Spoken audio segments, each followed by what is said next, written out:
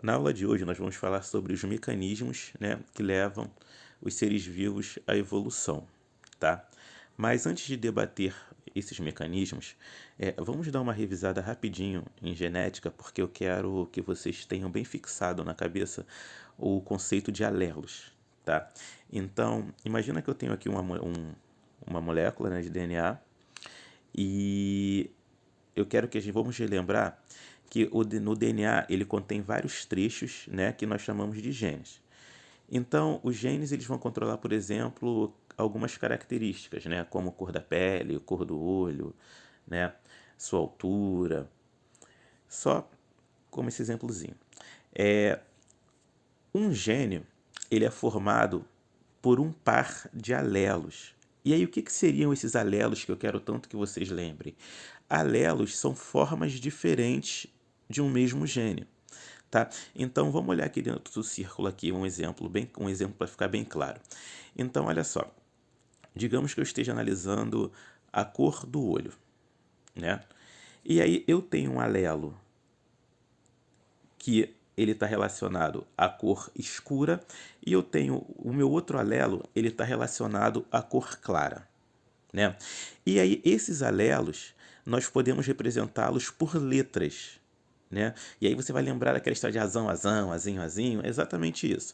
Então, por exemplo, o alelo que vai codificar para a cor escura, eu represento com o A maiúsculo, vou chamar de azão. E o alelo que representa a cor clara, eu vou chamar ele de azinho, tá? E aí, quando esse gene apresentam diferente, ele pode apresentar alelos iguais e alelos diferentes, tá? Deixa eu puxar mais um exemplo aqui. Então, vamos lá. Se o alelo, né, o azão, ele está representando a cor escura e o azinho a cor clara, se no meu gene eu tenho dois alelos com azon, dois alelos com A maiúsculo, a cor do meu olho vai ser escura. Se o meu gene eu tenho dois alelos com Azinho minúsculo, a cor do meu olho vai ser clara. Se o meu gene eu tenho um A maiúsculo e um A minúsculo, a cor do olho vai ser escura. E por que vai ser escura? Existe uma coisa que a gente chama de dominância, tá? Então, o azão, ele sempre vai ser dominante. O azinho a gente chama de recessivo, né? Que seria assim, porcamente falando, o que é dominado, tá?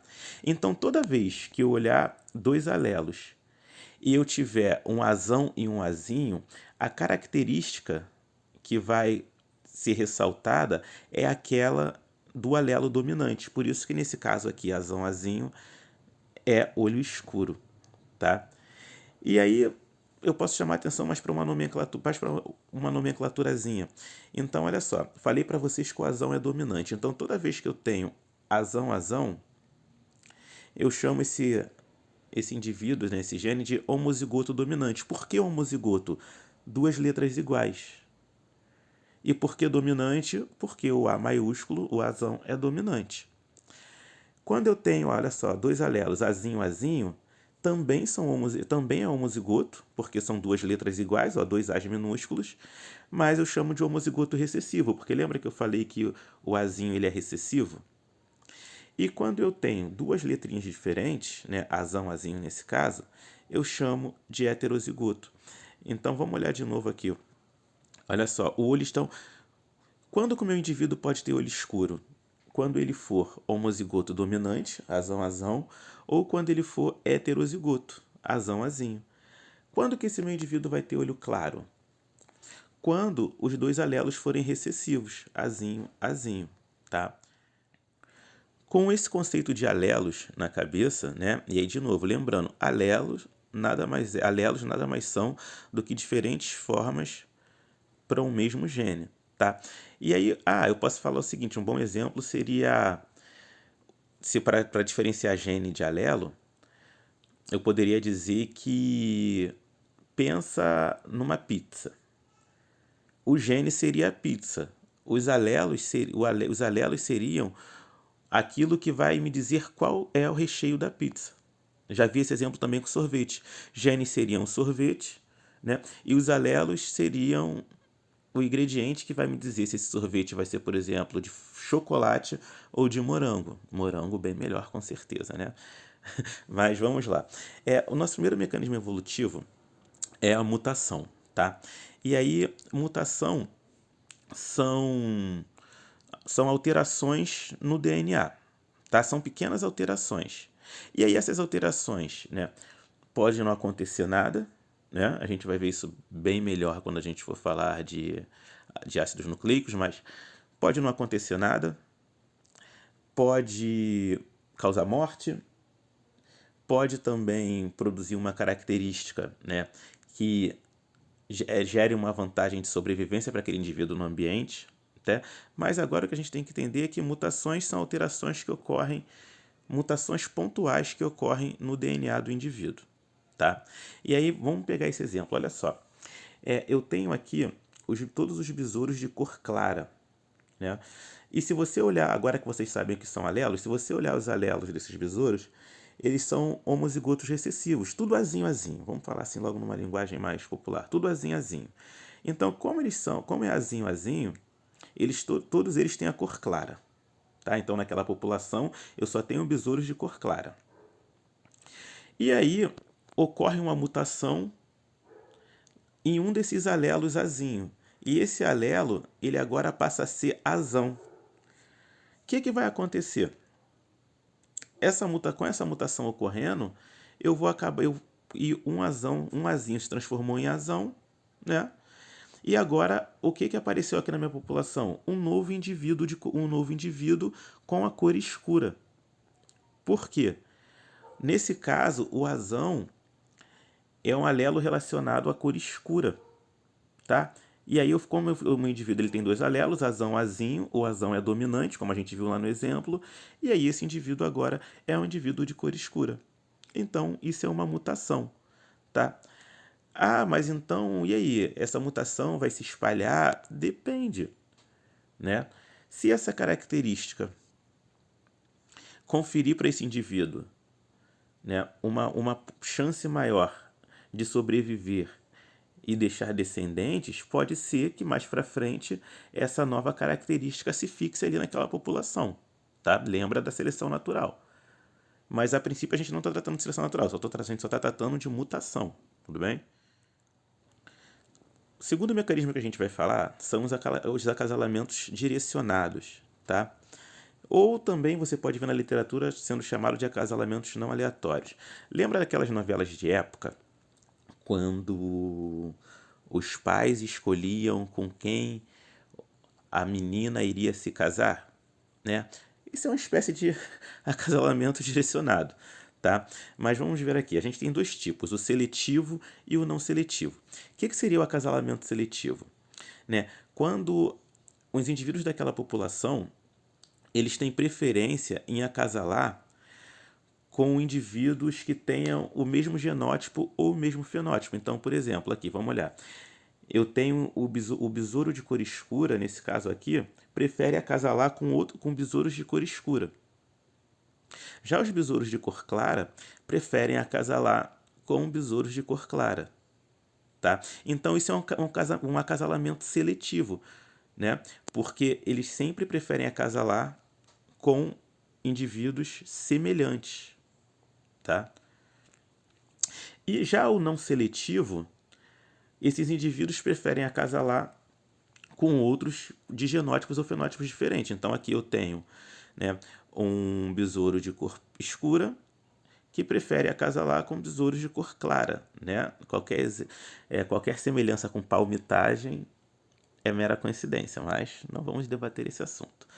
Tá? Então, é bem tranquilo de fixar esse acasalamento não aleatório. Então, o seletivo, os indivíduos que preferem acasalar com outros indivíduos semelhantes, tá? Seja no genótipo ou fenótipo. Já no acasalamento não seletivo, eles dão preferência em acasalar com indivíduos de genótipos diferentes. E aí você pensa assim, vou só levantar uma bola. Em qual dessas duas situações você geraria uma maior variabilidade? Em quem só acasala com indivíduo do mesmo genótipo ou quem só acasala com indivíduos de genótipos diferentes, né? Pensem nisso. Um outro mecanismo muito importante, né, cai bastante em prova, é o fluxo gênico, tá? Que basicamente é quando eu tenho a entrada de novos alelos numa população. Então, um bom exemplo é a migração, né? Vamos olhar aqui. Olha só, eu tenho besouros de cor clara, né? Uma população apenas com besouros de cor clara, cujo genótipo é azinho-azinho. E aí, por algum motivo, eu tenho um besouro, né, que estava em um outro local e ele migra. Ele, além de ele estar em outro local, ele tem um outro genótipo, tá? Então, olha só, um besouro de cor escura, azão-azão. E aí esse besouro migra, sai daquela população que ele vivia e vai parar lá na outra população de besouros de cor clara. Chegando lá, né, o diferente chama atenção, né? Então esse besouro passa a ser desejado, pá, e ele acasala com as fêmeas de cor clara. O que vai acontecer? Eu vou ter descendentes com novos alelos. Por exemplo, eu posso passar a ter besouros de cor escura, descendentes de cor escura, com um genótipo azão-azinho, tá? Então, a migração, ela garante esse fluxo gênico, né? Que seria aí essa transferência de genes, né? Que saíram de um local e veio para o outro. Outro mecanismo muito importante é a deriva genética, tá? O que acontece na deriva genética? Imagina que são eventos aleatórios, né, que vão eliminar daquela população determinado alelo, tá?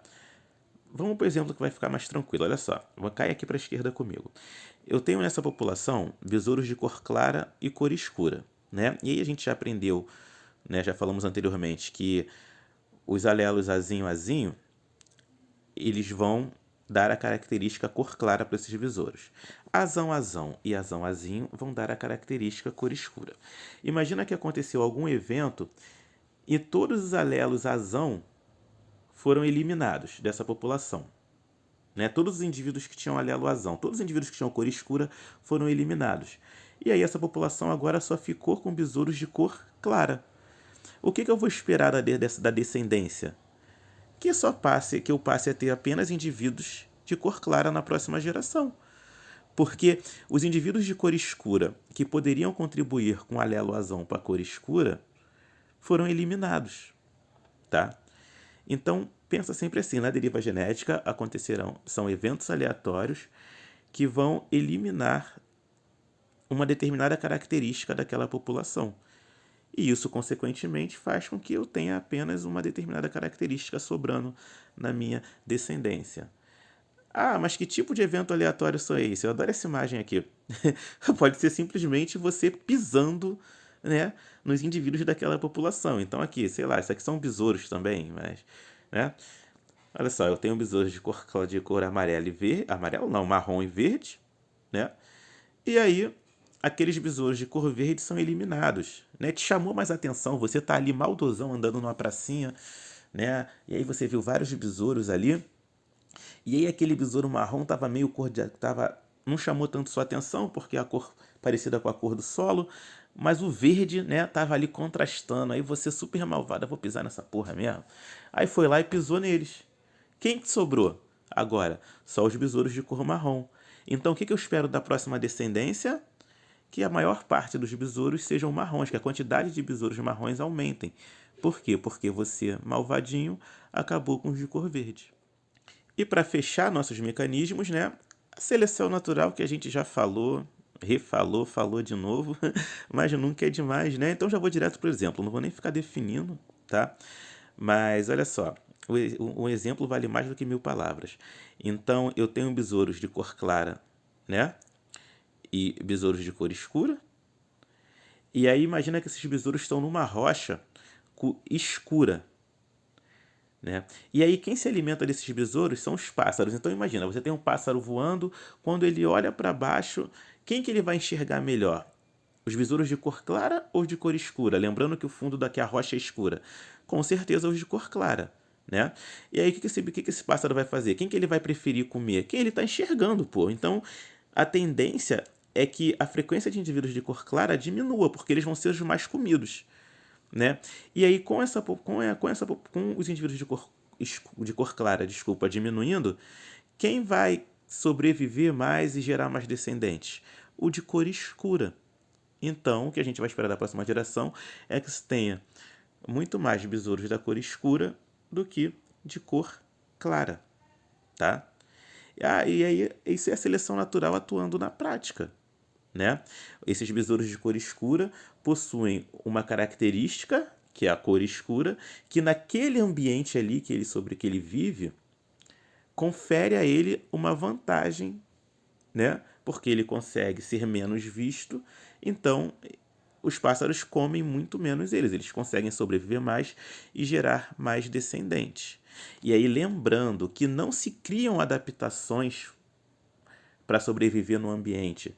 Aquelas adaptações, elas surgem aleatoriamente e caso confira para aquele indivíduo uma vantagem de sobrevivência, né, aquela característica acaba aumentando na população, tá?